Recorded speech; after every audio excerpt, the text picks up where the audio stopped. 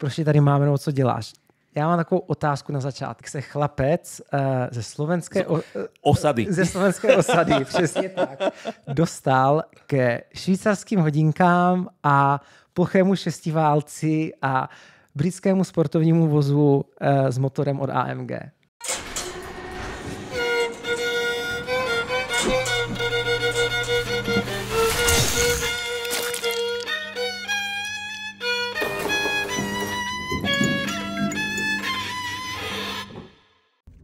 Tak zdravím všechny, aus Thailand. A chtěl jsem, jistě jste si všimli, že jsem na poslední díle chyběl. Důvod je jediný, Nikoláskovi je 16 let a já si ho chci ještě užít, takže spolu procestujeme celý svět. Takže pár dílů natočíme na dálku, něco máme předtočíno a nějaký díly natočíme na dálku, tak doufám, že to zvládnete. Jasně, není to takový jako ze studia, ale tím, že máme vražedný tempo a točíme každý týden, tak já bych tím pádem nesměl nikam a tady prostě Nikolásek dostal přednost. Tak jako vždycky moje děti dostanou přednost a moje rodina. Takže díky za pochopení a díky za trpělivost. A i vy si užijte prázdniny a nesmrte na sítích a buďte u vody. Tak čau.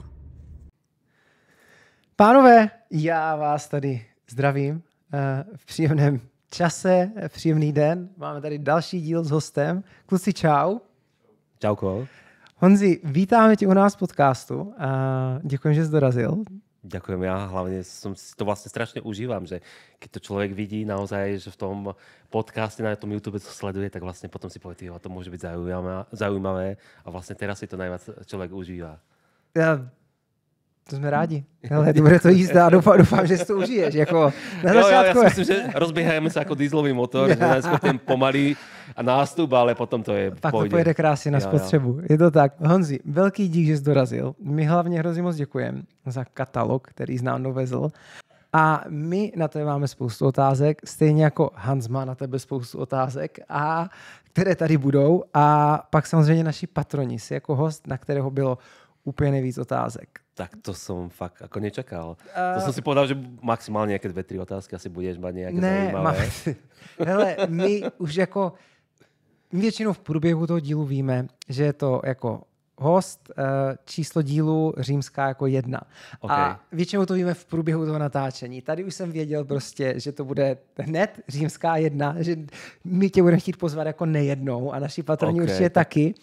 A jako jenom kvůli tomu, co znáš, co máš, čem se pohybuješ, co umíš, ale hele, hlavně prostě tvůj příjemný hlas, jo, protože ty, hele, kdyby jsi skončil se svým podnikáním, tak ty si mohl otevřít terapii. Já bych to chodil každý týden, protože já když si pustím Kalibry chlast a chlebíčky, kde účinkuješ na 4 hodinkách, úžasný YouTube kanál, tak prostě pro mě to pohoda. Já většinou už si ty podcasty teďka dávám maximálně na hodinu a půl, ale vaše jsem dal jako hned první 2 za sebou. Tak to má fakt jako potešilo, to jsem fakt nečekal. A počkej, to já nejsem hodinkář.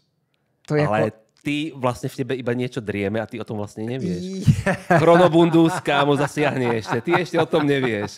Ja vidím na ruke tie Apple Watchky, ale to sa zmení. No, ale já už jsem jako trochu v přerodu, to se týče. Už začíná vadit. Už mi to jako začíná vadit, že jsou to ty hodinky s tím e-mailem. Jo, že tam jsou ty kroužky, dopamin, splněno, čekuješ to, pípá ti to na ruce. Takže já jsem jako ve věku, kdy OK, chci to na ten sport, ale ty podstatné funkce už mi dává teďka Oura a dává mi lepší než ty hodinky.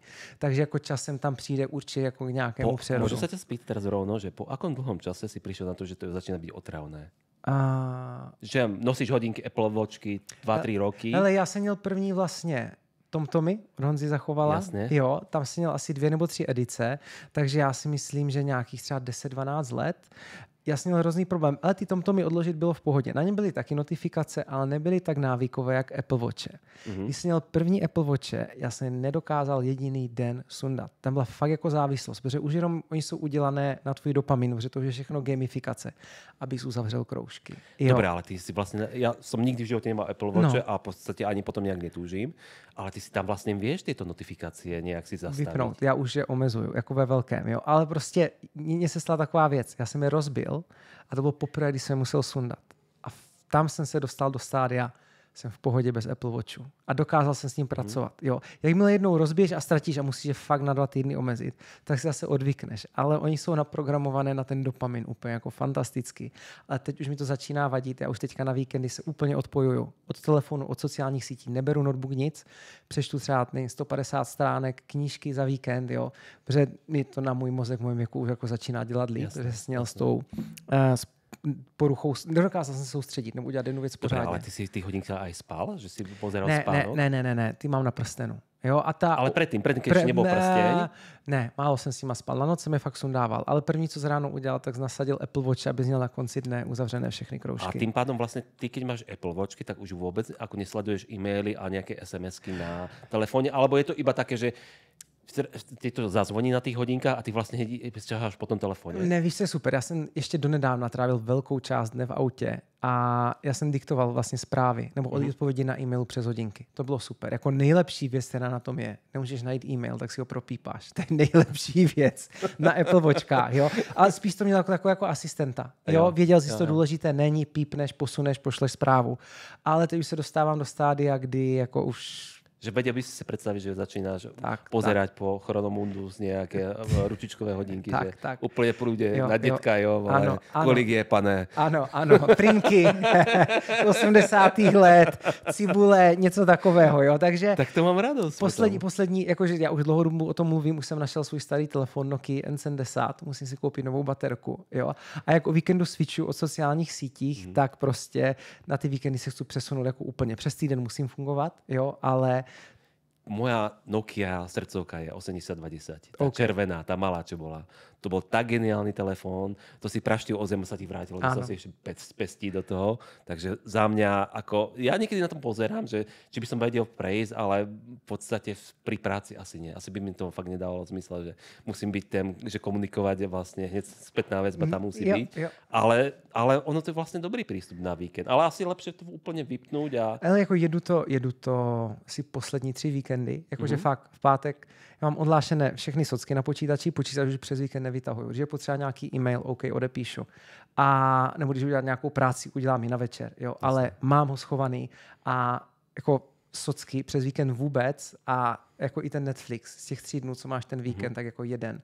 Snažím jsem tu hlavu čistit, protože mi to nedělalo dobře poslední dobu. Teď jsem jako trochu přepl, přečetl jsem o tom 3 knížky a ty hodinky je pak jako cesta k tomu, protože už jenom, že ti vibruje něco a ty musíš postupně všechny ty notifikace vypínat. To máš pravdu. Jak někteří říkají, jo, ale ty ručičkové hodinky nemají ten e-mail, tak právě, že teď je to pro mě. Ty ručičkové hodinky nemají ten e-mail. Ja maximálne, pokiaľ som sa dostal, ja v tejto technologickej časti bolo, že som mal ten Mi náramek, že ti ukazuje kroky a vlastne beh a takéto aktivity športové, ale v podstate nikdy som sa ešte nedostal k Apple a myslím, že to vlastne aj robím správne. Že asi človek by nemal chodiť, jak sa to hovorí, obuvníkov syn, bosý. Ano, kovářová kobila chodí bosa. Kovářová kobila chodí bosa. Je to tak. V tomto asi nesom. Takže, ale je to poslední týdny. Jo, jakože co k tomu jako přecházím, takže k tomu jako určitě jako čas jako dospěje. Jo. A Jirko, môžem sa teba spýtať, ty si ako na tom? Okay. Proto si tady poprvé. Takže tento nešvár je tu stále, hej? Je mezi náma a teď už to jako fakt začíná jako vadit, takže k tomu se dostaneme. Ale Honzi, dnešní díl je hlavně o tebe a já bych se nějak dostal k jádru, ona se říká jádru pudla toho prostě tady máme, nebo co děláš. Já mám takovou otázku na začátek. Já bych chtěl vědět, a naši diváci taky, protože se často ptají na ty příběhy, jak se chlapec ze slovenské osady, přesně tak, dostal ke švýcarským hodinkám a plochému šestiválci a britskému sportovnímu vozu s motorem od AMG. Tyjo, asi to začalo blbou náhodou, keď si vlastne povieš. Ono to začalo tak v roku 2014, si presne pamätám a dostal som ponuku, že či nechcem ísť do Švajčiarska na 2 týždne. Hrozno zbierať. A mne povedal, že sa hrozno zbierať, že to proste ti nedáva zmysel vo Švajčiarsku. No tak som tam vlastne odišiel na 2 týždne ako na brigádu a zhodou náhod som sa dostal do takej časti, ktorá je vlastne v tomto vyhlásená v hodinárskom priemysle. to je Bilbiene, La Chaux de Fonds a vlastne tá lokácia, kde sa robia všetky tie luxusné hodinky. Lebo máš Ženevu, tam sa väčšinou, tam je vlastne ten Patek, ten Rolex, tá centrála a potom máš vlastne Bilbiene, Grenchen a to je taká časť, ono sa to nazýva, je to ako Seeland, ale je to aj Jura. Takže tam sú tí francúzski utečenci, čo ako keď začala francúzska revolúcia, tak oni vlastne ušli, tí Francúzi, všetci tí klenotníci a hodinári z Paríža, lebo vlastne oni boli tí bohatí ľudia, tak cez francúzsku revolúciu vlastne ten poddaný ľud ich vlastne linčoval, tak vlastne oni ušli vtedy všetci do tejto Júry. To ešte bola časť francúzska, ale ono sa to potom po 1815 sa to rozdelilo na švajčiarsku časť. Takže vlastne tam oni mali tú tradíciu tých hodinárov a tých klenotníkov. Takže to bola... V živote sú blbé náhody, alebo aj dobré náhody a proste, že ťa nejaká tá náhoda niekam privedie, že som sa tam fakt dostal. A tebe přivedla sem? Sbíral z hrozny? No, sbíral som hrozný. A ty si sbíral za rolády, nebo jak to má pochopit? Tam byl taky na brigádu. Tam všetci si myslia, ty vole, ideš do Švajčiarska, tam proste nepadajú franečky z neba, vole, chodíš kačičky krmiť na Ženevské jazero. Nie, tak ja som tam išiel, sbíral som hrozno a troška som ja vedel ako nemecky, ale to bolo zase Hochdeutsch, to nebolo tá Schweizerdeutsch. Takže on sa ma spýtal, že vlastne, čo som vyučený, čo viem. A ja hovorím, že ja programujem tie stroje, tie CNC-čkové, že čo vyrábajú. On hovorí, ty vole, ty by si sa tu mal fajn. A to bola jediná vec, ktorú som vlastne ja potreboval počuť, že vlastne malo by to niekam smerovať.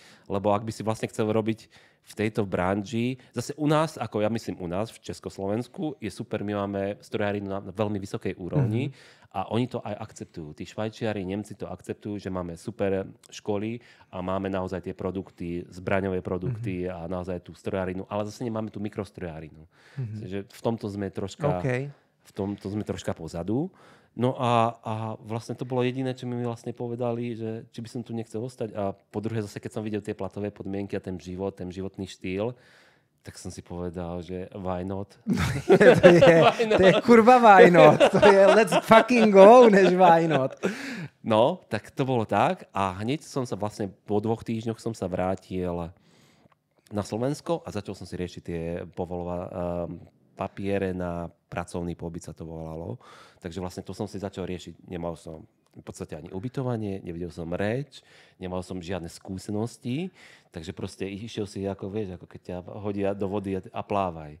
Takže bol to pre mňa v podstate šokový masaker. Ale ja fakt to asi je od veku. Dneska si to už neviem predstaviť, že by som to zase mal zvládnuť, že by ma niekde vysadili ako bojovníka a choja preží v lese.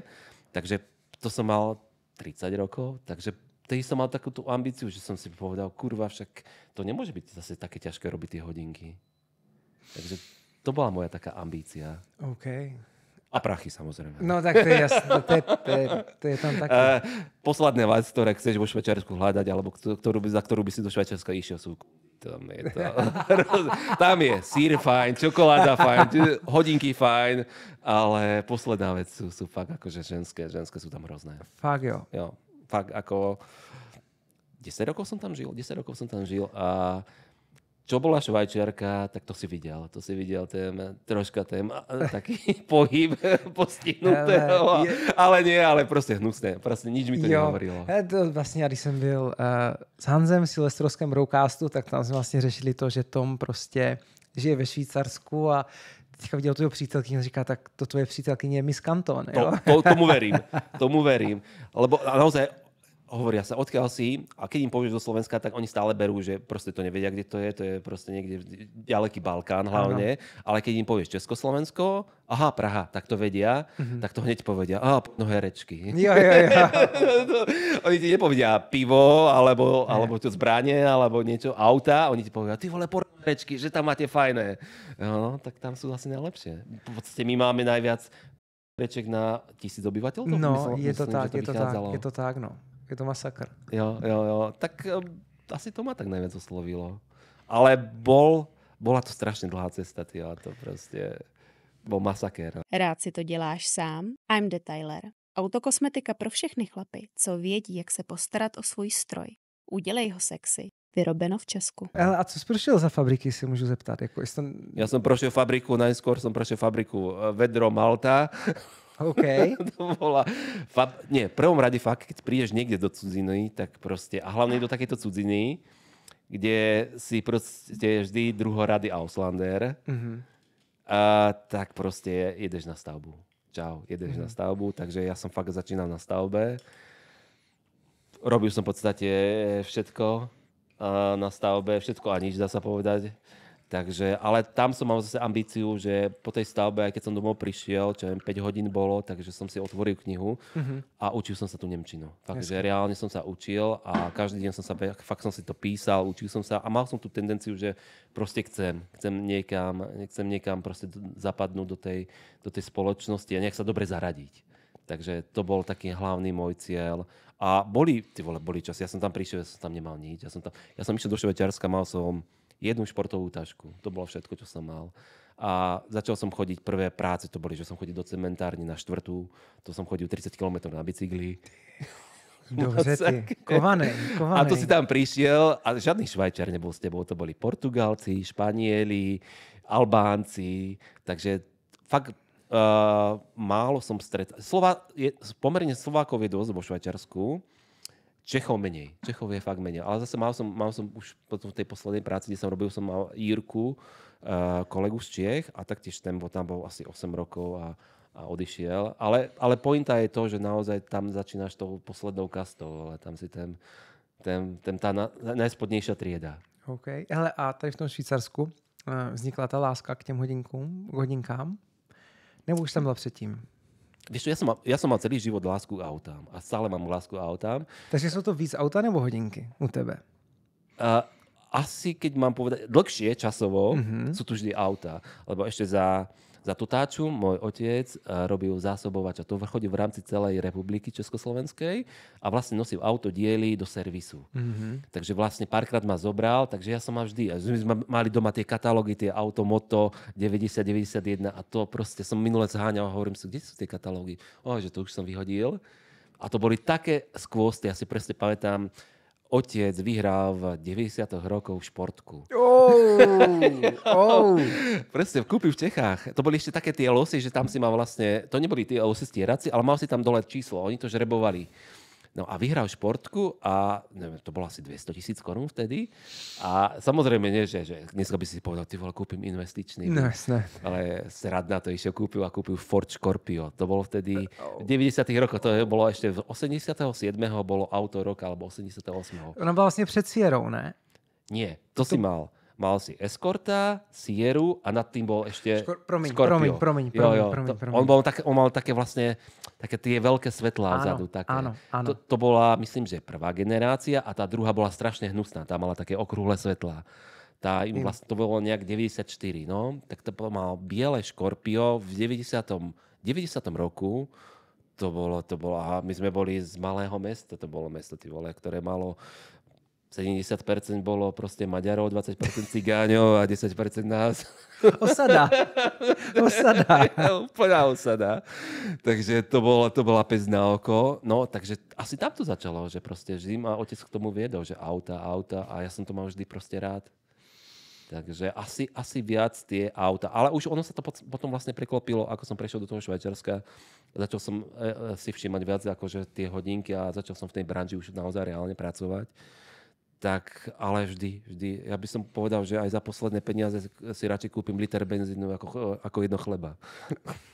To chápem, to tady podepisujem, to si správně mezi těma pacientama. To myslím, jako, že všichni v komunitě u nás odkývou. Jako. No, to proste máš tú chorobu a úplne sa zblázíš. Ty proste počuješ nejaký 6-válec alebo 8-válec a si úplne v prdeli z toho. Jo. To je proste... No tak asi tam začala láska. Hezky. Ale láska k mechanickým veciam by som to nazval. Že všeobecne som mal nejak si autám a ono to potom prechádzalo vlastne na tie hodinky, ale stále je to späté s nejakou to mechanikou, nějakou to precíznosťou, nějakou to mechanikou. Já to tady mám jako jednu otázku, protože já si myslím, že myslíš si, že jde něco víc než jako hodinky a auta ruku v ruce? Je tam nějaké blížší spojení než jako oblečení a auta? To mi například vůbec. Ne. To mi napríklad vôbec nejde oblečenie. Oblečenie Ne, mně to připadá jako jedno z nejsilnějších spojení, co je auta a hodinky. Ale myslíš tak aj všeobecne, aj motošport, aj auta a hodinkový biznis všeobecne? No. Jako kus, jo, protože jako s těma luxusnějšíma autama hledáš většinou ty luxusní hodinky. Mm-hmm. Jo, ale i v těch nižších řadách hledáš prostě k těm sportovním autům. VRC má Víš, svoje hodinky. Ja som napríklad mal Mini Coopera a ja som fakt do svojich nejakých, ja neviem, 30, ako som prišiel do Švajčiarska, vôbec neriešil hodinky. Vôbec to, mal som nejaké Casio a potom som fakt dlho nič nenosil a ja som začal hodinky nosiť prvé, asi naozaj tak reálne, že nosiť. Ako som prišiel do toho Švajčiarska, tam som si prvé kúpil tisotky, takže to bolo, ale vôbec som to nemal, ono to máš do nejakého toho veku spojené, že by som povedal, že ty v prvom rade riešiš to auto a hodinky fakt máš nejaké Casio najlacnejšie a je to uprdele jedno. Hej? Takže vždy radšej pôjdeš a kúpiš gumy, ako pôjdeš a kúpiš. Ano, ale pak je čas, kdy se to určitě láme. Jo, že jo? Jo, a to je asi ten stredný vek každého správného muža po 50-ke. Jsem rád, že je střední věk v 50, že to mám ještě kus. Tak neviem, ono príde nejak si automaticky, že proste keď máš už nejakú káru, tak si povie, že asi tie hodinky by asi k tomu aj patrili, no. Tak asi v tomto je to pravda. Jirka má Cupru, ta, co tady stojí, co by se k tomu hodilo? Co bys tomu napasoval za hodinky? Cupru? Tyjo, no, to je celkom dobrá otázka. Cupru ja neviem. Nevidel som niekde nejaké na Instagrame máš Cupru a čo k tomu. Lebo väčšinou máš Toyotu a k tomu ide Casio, hej? Áno. A ne, co by ti na první ale dobrou... čo by ma k Cupre napadlo? Niečo taká, čo je Maurice Lacroix, alebo niečo taká striedna trieda do nejak 1500-2000 eur. Úplne v pohode. Lebo zase mi to, nedáva mi to zmysel, že by si mal Rolexky, alebo napríklad Omega mi Cupre celkom patrili. To sú športové hodinky a k tomu by mi to celkom išlo. Jako Moonswatche, nebo... Nie. Ako za mňa tie divery. Seamastery alebo niečo takéto v tomto zmysle. Tak už dúfam, že Jirko potom vyhodíš tie čínske padelky, ktoré detičky tými ručičkami tam delajú. Pôjdeš, zaplatíš toho švýcarského arbeitera poriadne. Budete muset zvednout vejplatu. No. Jo, to je otázka na Hanze. Napíšeš Ježíškovi domů. Hanzovi napíšu. A Ježíš nech si odpíše sa z blází, kámo. To asi nie. Honzi, ale akce, kde to bylo i o hodinkách, protože já jsem se díval pak zpětně na nějaké weby o hodinkách. A počkaj, prepáč, ale napríklad na tejto akcii som si vôbec hodinky nevšímal. Vedel som, že sú tam, ale táto akcia bola iba úplne o jednom. Ale já jsem tam totiž nebyl. Jo. A tím, jak jsem potom pátral, co tam bylo, co se díval, jsem se dělal po videu, tak mě to právě hodilo na nějaký známý web o hodinkách a tam z té akce byly jenom nafocené zápěstí. Jo. Ja si myslím, že už momentálne máš napríklad na Instagrame také tie sféry, že napríklad teraz máš Wimbledon, tak každý si pozrie, čo majú známe tie celebrity na rukách. Takže je to už nejak si spojené a v podstate máš pravdu, že vlastne tie hodinky a auta majú najbližšie, ako máš, ja neviem, proste handry a klobúky, alebo čo by som k tomu mohol prirovnať? Já nemám právě žádné takové silnější přirovnání jak auta hodinky. No, káry a hodinky. Jakože je to tam jako pro mě dva obrovské magnety. Jirko, máš tam něco? Ženský auta. Ale to už v téhle době taky moc není, že jo? Nějaký reklamy prostě, nebo na formuli, na gridu, Umbrella Girl. To zmizelo, jako no. Ale... To úplne zmizelo. No. Vieš čo, mňa strašne formula dakedy bavila, ale úplne ja posledných asi 5 rokov... My sledujeme jenom ty drby. Víš, co se tam děje na tom pozadí. To je jediné, co nás jako zajímá. Jediné, čo som si fakt teraz chcem ísť pozrieť, je toho Breda Pitta na tom novom filme. Jirka už byl, já ještě ne a prý fantastické. Akože jediné to, ale že by som reálne... Ja si fakt mám tam tú dobu krásnu, keď boli 10 valce. A fakt to malo koule a išlo to proste zvuk. A dneska tie už nepotřebuješ šponty do uší, no. Je to škoda. Je to proste... Skôr sa už začínam pozerať rally. Rally ma začína viac baviť. Já jsem z rally kraje. Jo, takže já jsem ten, co ho fascinuje manuál v autě, ne automat. Jo, ale mal si najskôr... Ty si vyrastal na rally, že? A bolo potom, že si povedal si, rally už asi málo, idem na formulu? Ale jako ruku v ruce s tím jsem sledoval vlastně formuli. To byl svátek v neděli odpoledne s rodičema, když šla na Primě, tak jsme se dívali jako na formuli, ale my tím, že vlastně nám se tam jezdí rally kopná, Barum rally, Valašská rally, ale co byla taková tradice, ještě než začalo globální oteplování, tak to bylo ve stopě valašské zimy. Musel jsme akorát helmu hasičák v autě a mohl jet s čímkoliv na sněhu do kopce, takže 130, Lancery, na co si vzpomeneš. A byl tam... Ale že to ještě nevykapalo tam také ty 130, také to, ne, že to tam ještě žije. Tam to pořád jako najdeš a vyšlo hrozně hezké. My jsme měli RZ, ta se jmenovala Barák a vedla od Lípy nahoru do kopce a byla taková levá táhlá zatáčka a všichni, jak tam byli jako od rána v té zimě, tak každý měl flašku slivovice. A většinou, když někdo začal hrabat nebo vzal to do bariéry, takže ho jdou roztlačit. Ale prostě naběhlo 10 a z toho 8 leželo na zemi, protože už nemohli a 2 tlačili. Jsou z toho do dneška videa na YouTube a fotky.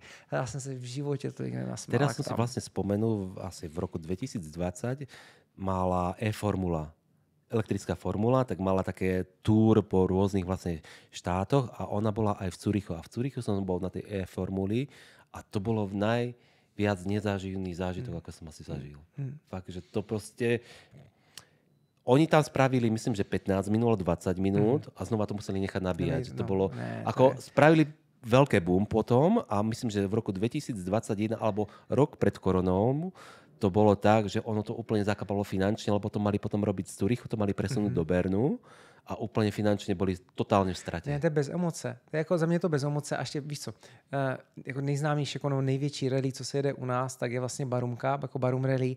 A já jsem zažil tu dobu VRC, kdy tam jezdili ty úřvané vrca prostě neustále ve smyku, dveřma napřed, s výkonem a bylo to něco úžasného. Pak jako osekali, ty R5 jsou fajn, jinak se to chová, jinak je to na brzdách, ale... Počkej, ale VRCčko není ještě, že by bylo hybridné, nie? Je, ale na přejezdy hybridní. Teďka to, co jezdí takto. Tady už jsou zrušené VRCčka, můžou jít akorát rally sprinty, ne velké rally, proto jako nejezdí. A co tady je a co stojí za to, tak se jezdí teďka svět Šumava, Rakousko, Německo a tam jede svět VRC. Je to vždycky září, říjen. Byl jsem tam a od té doby už se mi nechce zase domů tolik na Barumku, protože je tam svět, jdeš se podívat prostě do servisu, si na těch krásných šumavských RZ-tách a ty auta jedou a jak fungujou, jak drží, jaká je tam aerodynamika, je to neskutečné. Byl v nich hybrid, ten hybrid byl hlavně na přejezdy mezi RZ-tama a bylo to o tom, že oni ti jako jednorázově dokázali přidat asi 200 nebo 150 koní výkonu na 15 vteřin. Ale blbé, když to všechno třeba v zatáčce nebo tak. Teď zjistili, že je to blbost a toho hybrida už z toho vytahujou. Takže myslím, že od příští sezóny už by měly být VRCčka jako normální zase. Jo, ale tam, když si zajdeš na tu Šumavu, s tady mají to kousek, hele, jak ty auta sedí, jak to funguje. To je... na VRC. Na VRC som naozaj nebol, na Ečkovej formule som bol, na normálnej som bol, ale to bolo ešte, keď bol Hungaroring. Aha. To a ten je furt? No jo, ale to bol ešte potom echt Hungaroring. To bolo asi 98-2000, ale proste takéto časy. Ale to bol fakt masakr. Tedy si musel mať naozaj reálne slúchátka. A tu si stál, ja neviem, 200 metrov od tej trate a reálne si musel mať slúchátka. Takže na tom som bol. Nejaké kopce, vrchárina. Kopce sú strop. Kopce sú super. A v podstatě asi to bylo všetko. To bylo všetko. No ale tak na Šumavu. Co se skrývá za předplatným Nachtfahrer? Celé necenzurované epizody, které uvidíš dřív než ostatní. Možnost hostům pokládat otázky. Skvělá Discord komunita, kterou jinde nenajdeš. A to vše za cenu jednoho Big Mac menu. Mňam. I ty se staň členem Nachtfahrer komunity. Po létě. Jako v pátek se jede, ta Šumava ten jeden den ti stačí, protože jsi to fakt jako utahaný.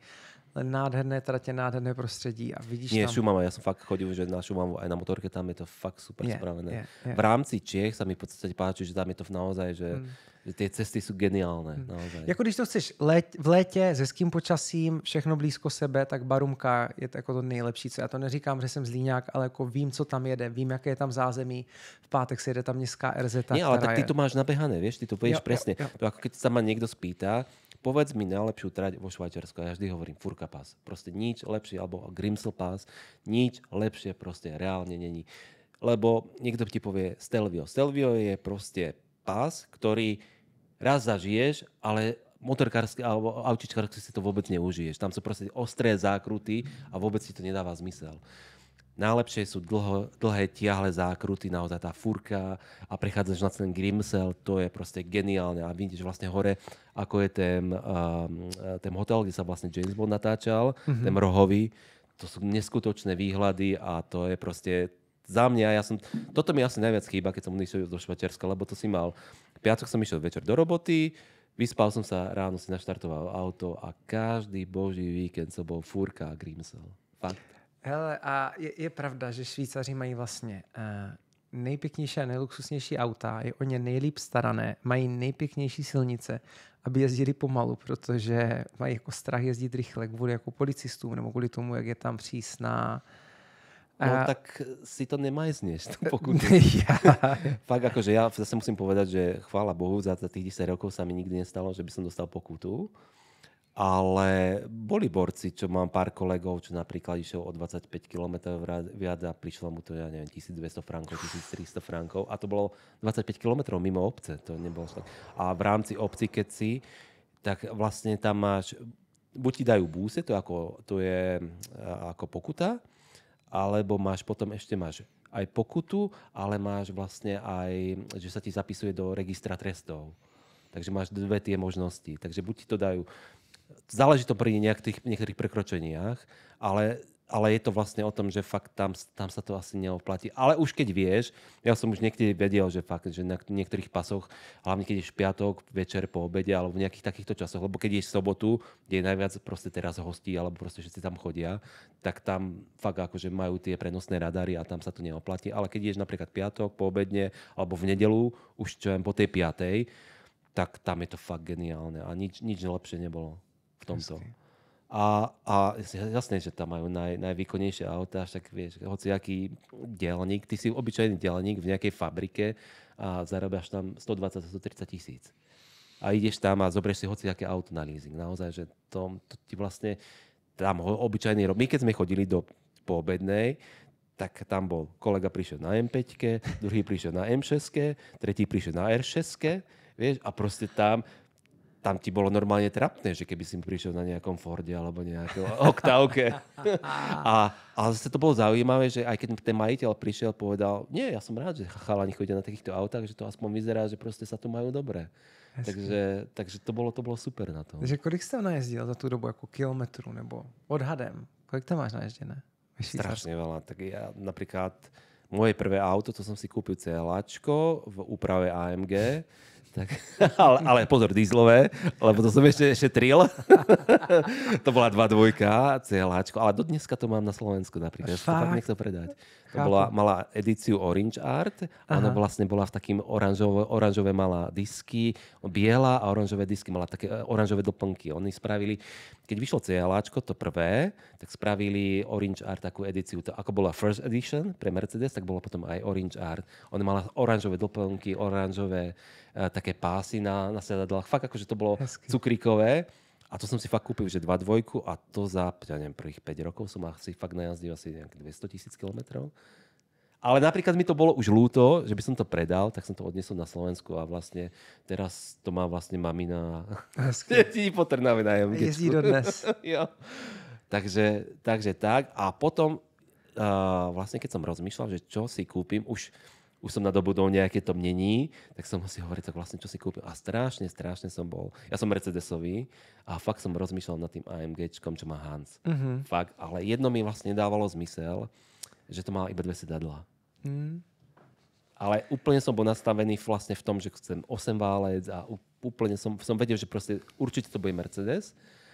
A naozaj v tom Švýcarsku to je taká sranda, že tam keď ješ dealerovi, tak povieš, ja som išiel k dealerovi Porsche, tak som pozeral Porsche a on mi hovorí, čo sa vám páči.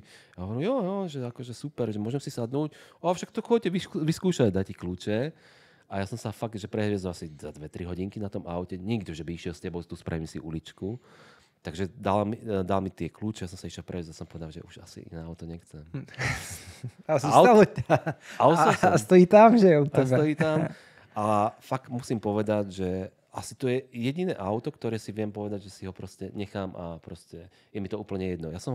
Potom to bolo tak, že on mi povedal, no tak nové stojí, ja neviem, koľko stálo, 3,5 milióna, alebo čo, však ja som obyčajný diaľník z fachu, tak to zase asi to je pre mňa moc. A on hovorí, počkajte, tu máme, ja keď budem mať nejaký taký, že niekto si doniesie to staršie, ale zoberie si nové, tak to vám zavolám. Tak chlap mi normálne, čo aj pol roka mi stále volal fakt, že ten predajca od Porsche mi hovoril, viete čo, teraz nám doniesol jeden človek, tak som to išiel pozrieť, niečo sa mi nepáčilo a potom mi vlastne hovoril, ten predajca mi volal a hovorím, že teraz prišiel jeden architekt, presí GT3 a má 4S, či ho nechcem, že to má iba nejakých 30,000 km. Tak som sa išiel na to pozrieť a hovoril som, že proste hneď hej, super, berem to. A to bolo na tom najzaujímavejšie, že vlastne tam u nás, keď niečo chceš kúpiť, tak nemôžeš kúpiť viac ako na 10,000 eur, to je? Že potom už musí robiť prevod bankou. Že nemôže doniesť cash.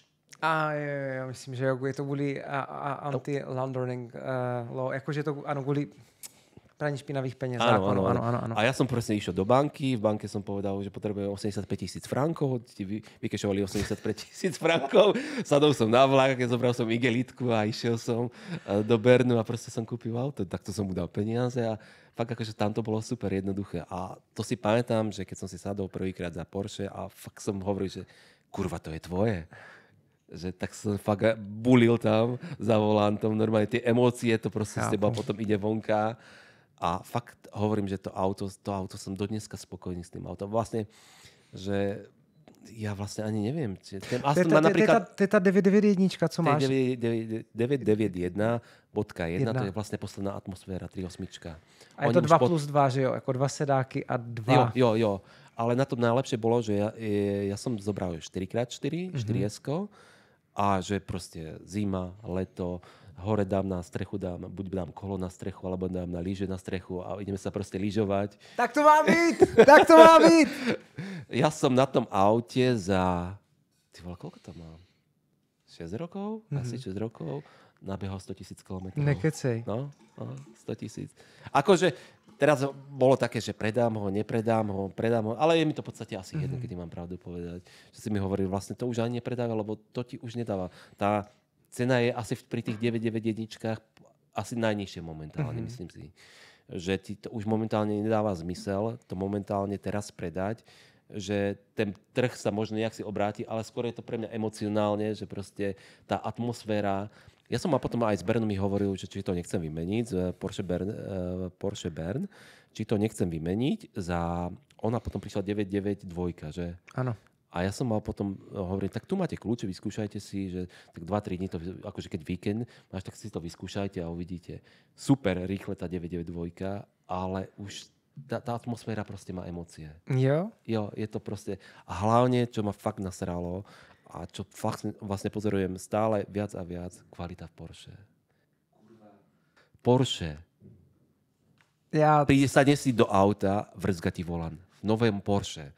Ja hovorím, to si robíte srandu. No a my tam vlastne už nemôžeme mať lebo tam bol ten hliníkový a ten hliníkový oni nemohli mať z nejaké bezpečnosti kurva dôvodov. Proste si prechádza veľa detí, alebo proste, no, tak. A tak tam dali vlastne ten umelý. A ten umelý na začiatku 992 im totálne nevyšiel a dneska, keď pozeráš tie prvé ročníky 992, tak to strašne vrzga. Pádlo, vrzga to. Proste tá kvalita v tom Porsche išla radikálne dole. To ma dosť štve. Jakože zmizel ten klíček nalevo. To je pro mě jako velké zklamání. Kurva. Myslíš ten gombík? To už není klíček. No jakože už tam není klíč, jakože nalevo, že nestartuješ. V 992 bol aspoň náznak toho klíča.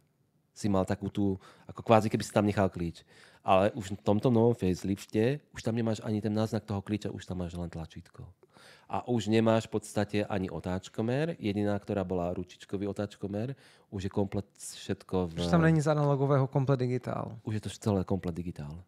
Takže ja som fakt fanúčik Porsche, ale asi do nejakého toho ročníka si povieš. Fakt, moja srdcovka je 993.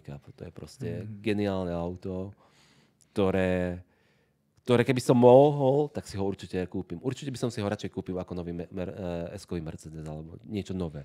Proste tá 993 je proste totálne najlepšie, čo Porsche za z tých starých a z tých nových čias mohlo dať dokopy? Já tady jako, já nevím, jak to říct slovy klasika, já tady jako všechno podepisuju, co říkáš. Jako proti tomu ti asi ani Jirka nic neřekne, jako bylo to tak a spousta lidí říkala a říká, že už by se jako nové auto nekoupili. Jo, ale jako u všech těch automobilek je to, že vždycky jako s časem ta kvalita se jako srazí dolů, protože se šetří nebo jako změní materiály. To se děje jako nejenom u Porsche, ale u Porsche bys to jako čekal, že tam to zůstane prostě. Ne. Ako fakt som sklamený z toho Mercedesu, že Mercedes išiel kurva radikálne dole. Že ty už vlastne... Ja mám teraz služobné auto, mám Toyotu a normálne som úplne v pohode, že takedy si poviem, no Toyota to asi nie je nič moc. Ale napríklad mne dáva dneska väčší zmysel mať hybridnú Toyotu v meste ako nejaké dieselové akékoľvek auto. A ja som bol radikál, že som povedal, ty vole, proste nejaká elektrika, to určite nikdy nechcem mať v aute, ale naozaj ako teraz chodím hybridným autom, tá Toyota to prostě vie. Mají jich nejvíc. Že jako to, co oni mají jako technologicky vyrobené a za sebou, kolikrát oni mají 5. nebo 6. generaci toho hybrida. Tak oni začali, myslím, že Prius bol prvý, nie? No, a to Prius, to bol v 90. roku. No, to ty vole, jak je to dlouho, oni sú. No, oni sú vlastne priekupníci, myslím, že v tomto úplne v týchto hybridoch. Úplně, no. Jo, to vlastně Lexusy, když si vzpomínáš první, které byly s tím hybridem. Pojď nám říct, prosím tě, jak byste se na tu akci dostali. A ako sme prišli k tej bráne, tam boli tí ochrankári a ona mi hovorí, ty nehovor nič. A prišla hovoria, my máme lístky. No pani, ale to už skončilo, do 3. to je. No a teraz ja som tam prišiel a ja pozerám, kde sú ľudia. A teraz všetci v tých oblekoch. No. Úplne, že proste vidíš tú smotánku, tam bol sekuriťák. Banka si mal vlastne zoradené tie skvosty, ktoré som v živote nevidel ani v katalógu, že to vôbec existuje. Pritom Lago di Como to má totálne super atmosféru. Naozaj tí ľudia sú totálne push, ale strašne uvoľnení. A naspäť, keď som sa vracal, tak vedel som, že začína The Ice. Naozaj jedná sa o akciu, ktorá je v San Morici, na zamrznutom ľadovom jazere. Som išiel pozrieť do Rolexu a tam to brali, ako keby si ty kupoval chlebíčky. No to sú zlaté, to tak dobre, dajte dvoje. Když mám mít 1 auto a 1 hodinky do konce života. Co by to bylo? Ja mám rád naozaj ten prístup proste, keď je niečo drahé, tak to má byť aj kvalitné. Ja tam znám holky, co tam jezdili ako na týdenní otočky. Ja som fakt bol na brigáde hrozno. Nebol to. Bodrá ústrice, ty vole. Jaký nejdražší hodinek vlastníš a jaký máš nejraději? Mě by zajímalo místo toho, jaké nejdražší hodinky má, jestli má nějaké hodinky, ke kterým má nějaký citový vztah. Zajímalo by mě, co tě přitáhlo ke světu luxusních a hodinek a aut. Jaký je pro tebe nejvzácnější moment spojený s auty? Vlastní ony bájné hodinky s vodotryskem?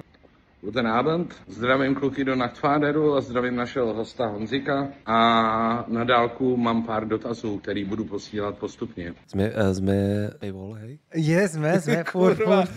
Ale nie, že to pozerá niekto pán z APčka. To je, vole. Akurátne sme boli s kolegom teraz pozerať auto, on si chce kúpiť auto nové a presne mi hovoril, že super Bčko a hovorím tak, potom sme išli pozrieť do Lexusu a vlastne máš dneska cenovú reláciu Super Bčka a Lexusu. Jo. A kurva, to je úplne niekde inde tá kvalita Lexusu ako Super Bčka. No jasné. To mi proste nedáva zmysel. Nie, ja som začínal na japonských autách. To presne si pamätám, sme išli z Bulharska z Bulharska autobusom. Koľko? 2 dní sa vtedy chodilo na dovolenky. No. Žiadne také letecké, ako že dneska pánko si sadne. A vtedy nám pustil, presne si pamätám, prvú jedničku Rýchlo a zbesilo. OK. Tam bol prvý ten Eclipse bol Eclipse bol Mitsubishi. Tak a ja som tedy prvýkrát videl tie neóny. A vlastne prvé auto, ktoré som mal, že poriadne, tak to bola Honda Civic a to bola tá, ako kvázi ten van on začal. To bolo 2001, 2000 až 2005. Už keď bola šaltpáka hore. Type R, ten co byl. No. To je 6. Vlastne ešte před Ufonem. Ten pred klasickou 1.6 VTIčkom, tie klasické do 90. rokov. Jo. Potom prišiel ten van, ktorý vlastne niekto ho nemal rád. Ale on měl tu šajtru nahoře, kde zřadil vlastně v palubovce, byl v tom 2 litr, ne 1.6, ale 2 litr. Ja som mal tu 1.6 VTEC Sport, trojdverové. A to som si fakt, že potom som si, samozrejme som sportne odlepil a išiel som do Hondy, nakúpil som Thai bar. Dopredu som hneď odlepil, tam bol ten obyčajný značík a Type R mala v červenom poli. Áno. Tak to som hneď vyhodil, dal som si tam Type R a to si presne pamätám, že to bolo fakt super auto, že ja som... To bol fakt super auto, ktorý som bol strašne spokojný. Aj na tom som fakt že celkom dosť nabehal a dal som si presne na spodok neóny, dopredu som si dal presne tú veľkú nálepku, na boky som si dal Apexy nálepky, úplne to bolo čierna.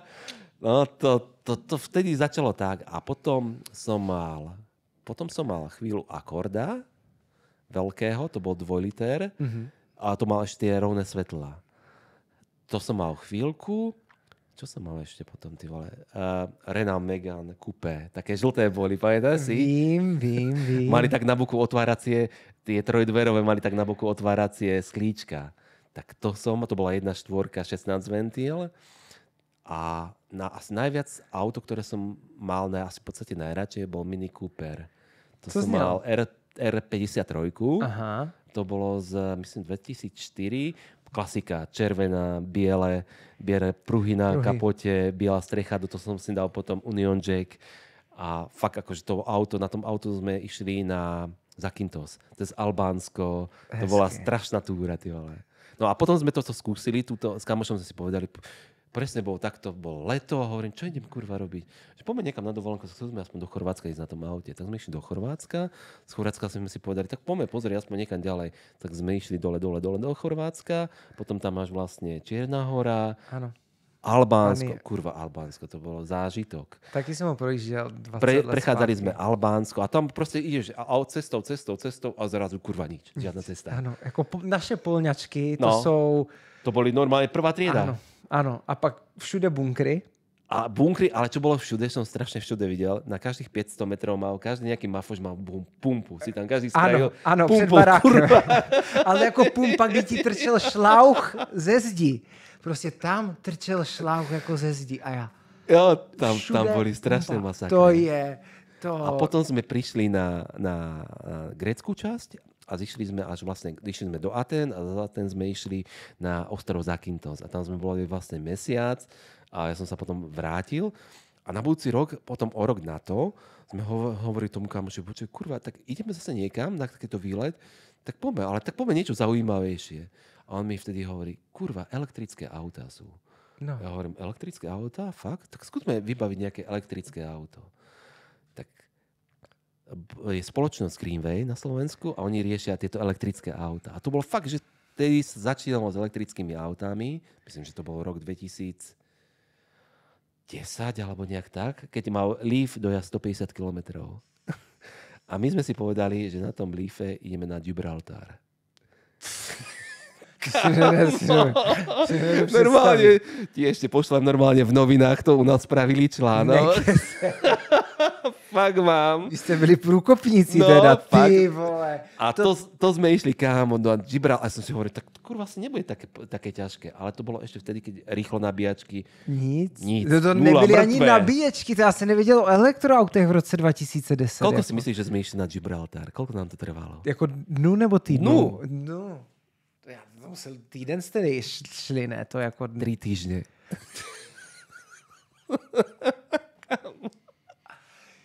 Ty vole, mezi tím... A to bol masaker, to si niekde prišiel k hospode a proste si vytiahol zástrečku a povedal, až to ešte nebolo také, že elektrické auto, a fakt, že to malo dojazd. Za dobrých podmienok to malo dojazd, keď bolo všetko fajn, že si nepúšťal klímu a v tepleti bolo 30.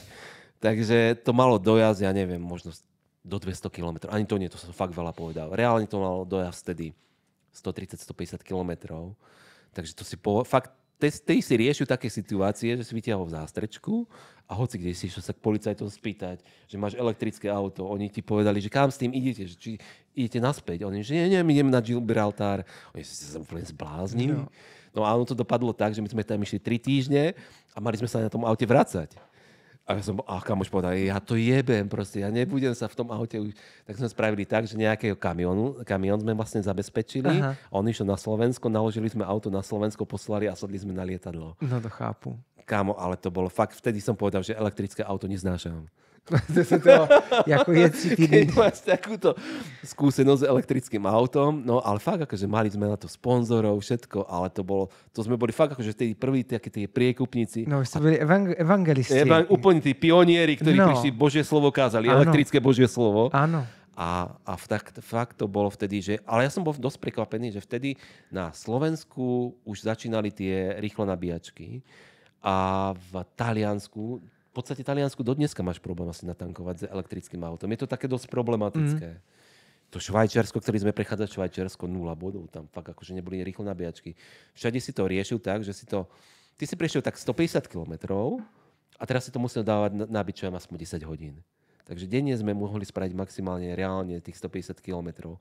Boli niekde, v Rakúsku sme sa ešte s tým párkrát stretli, že boli, ako Nissan predajca mal, Shademo sa volalo, tie rýchlo nabíjačky, tak oni vlastne mali tie rýchlo nabíjačky a nám po ceste do toho Gibraltaru sa stalo asi tak, 3-krát sme nabíjali.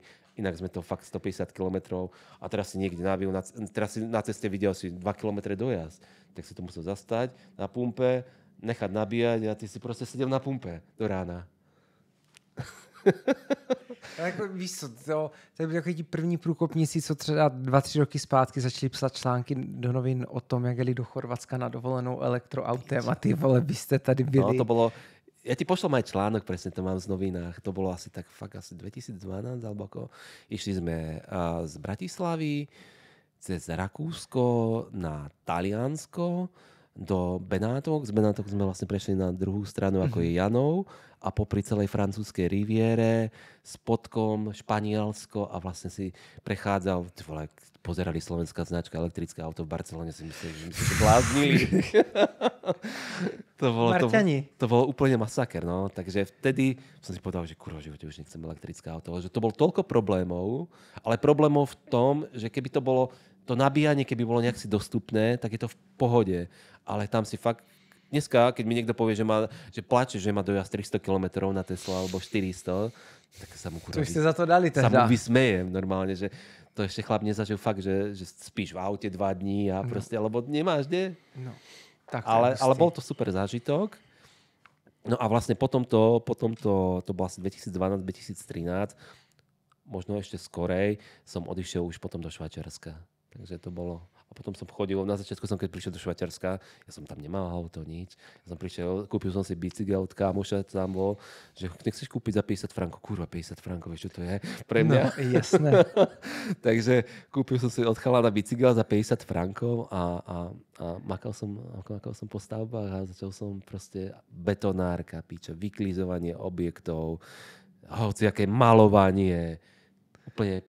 Ale proste najlepšie na tom bolo, že v rámci týchto stavebných vecí som sa dostal do firmy, ktorá vlastne ona bola najstaršia, ale je v podstate najstaršia strojárska firma vo Švajčiarsku a robí časti do hodiniek. Nie je to čisto hodinárska firma, ale robí, čo ja viem, dajme tomu 30% časti do hodiniek pre celý Swatch Group a potom má medicínske veci a potom má niečo v branži, že automobilovej branži.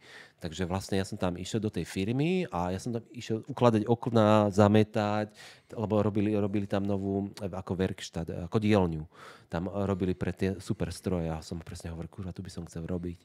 A po roku a pol, oni keď zistia v tom Švajčiarsku, že si spoľahlivý, že proste dodržíš to, na čom ste sa nejak si dohodli a nie sú tie tvoje na začiatku tie nároky vysoké ako toho Švajčiara, tak oni ti dajú potom tú možnosť. Keď vidia, že proste chceš a máš záujem, a ja som preto aj robil to, že som sa učil tú nemčinu, ale aj ďalej som si robil, nie rekvalifikáciu, lebo ja som odborne vyučený ako strojár na CNCčka, tak ja som si robil ako uznanie toho, aby som vlastne mohol vo Švajčiarsku robiť tú istú branžu, ktorú som v podstate vyštudoval na Slovensku.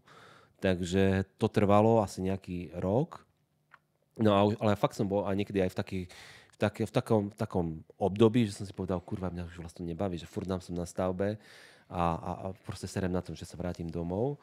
A oni potom videli, že proste mám záujem, chcem to, tak ma vlastne rovno posunuli do tej spoločnosti.